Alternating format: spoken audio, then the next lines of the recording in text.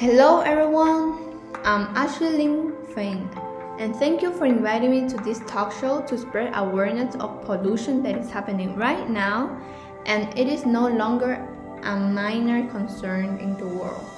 So let's start talking about pollution. Pollution is very known, right? We could hear it everywhere and have studied at any stage of our life. Now, do you know the reason why there's pollution? There are factors which led to pollution, and one of them is the one that I'm going to talk about today, which is nitrogen dioxide. Nitrogen dioxide is also known as NO2. It's one of a group of highly reactive gases. Nitrogen, however, is essential for all living things. Researchers have shown that this reactive gas is a major part of amino acid, and it transfers genetic information to subsequent generations of organisms. Moreover, about 78% of the atmosphere is made of nitrogen.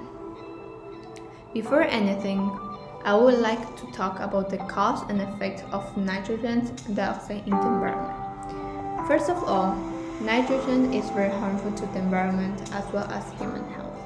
Study found that breathing air with a high concentration of NO2 can affect the human respiratory system, leading to coughing or difficulty breathing.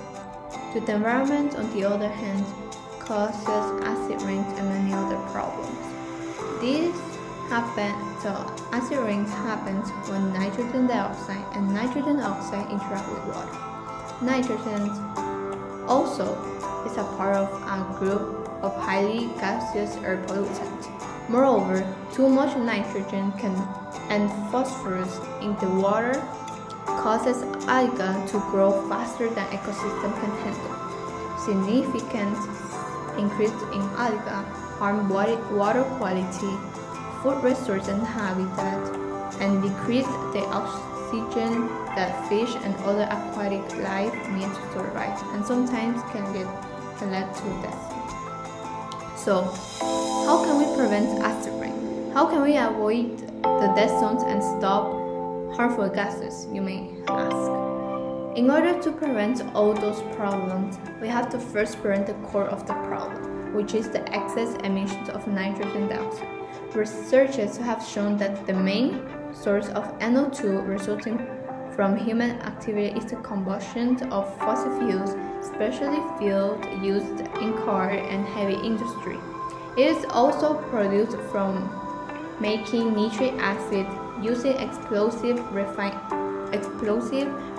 of petrols and metals, commercial manufacturing, and food manufacturing. Our daily life has a great impact on the environment because we rely heavily on fossil fuels, which we consume oil, natural gas, and coal every day. We use oil to transport ourselves from place to place, and investigators showed an estimated 1.4 billion cars on the road. Just imagine that. We use natural gas to cook and to generate electricity. The world consumes about 13 million cubic feet of natural gas per year, a study demonstrated. However, fortunately, there are many solutions to reduce the use of fossil fuels. Since we are moving on to the technological era, where problems can be solved by technological innovation, scientists have found better ways to reduce the nitrogen dioxide or fossil fuel as general. One example is the moon mode, a small device that can control the dimming of the lights and turn lights on and off remotely. A big disadvantage of this device is that it is run by the internet, and when there is no internet connection, it won't work. The most efficient and long-lasting solution is to use renewable energy, such as from wind, sun, and many other resources. Solar panels, for example, are the most effective one, since solar energy is one of the cleanest sources of energy. It powers a home or business with no burning of fuels and no emissions from energy production. Also, there is an invention that uses solar energy and guarantees that it doesn't use up a lot of space called the solar gaps. There are the world's first smart solar plants that automatically track the sun and generate solar energy. However, some drawbacks of solar energy products are that they are not effective in the winter or rainy days. There are also some toxic materials used during the manufacturing process of solar photovoltaic systems, which can indirectly affect the environment. Another innovation is the electric cars. Since electric cars don't rely on petroleum, they emit less greenhouse gases and air pollutants over the life than a petrol car. Some drawback is that they do use batteries, which can emit toxic fumes. Most electricity used to power electric vehicles is generated from non-renewable energy resources. All those technological solutions seem to be very expensive and complicated, right? But we could help without using all those innovations. We could help by simply turning off the light while not using, or buying better energy efficient light bulbs instead. Well, ride a bike or walk instead of driving, or take public transportation.